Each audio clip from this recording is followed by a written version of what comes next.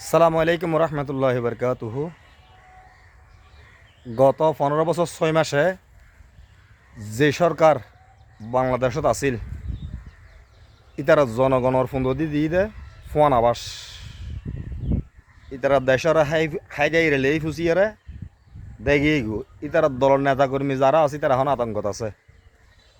বর্তমান যারা 1.5 বছর 15-16 মাস যাবৎ যারা আছে ইতারা তাদের জনগণের ফুন্দদি বাড়িয়ে বাস খেড়া বেরিয়ে জনগণের খোয়াল কোনোদিন ফিরত ন।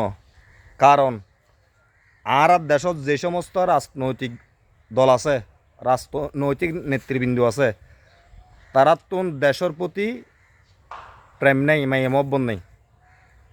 কে ইন্ডিয়া, কে পাকিস্তান, কে আমেরিকার দালাল, এ দালালি করতে করতে জনগণের হল্লান শেষ হয়ে যার গো।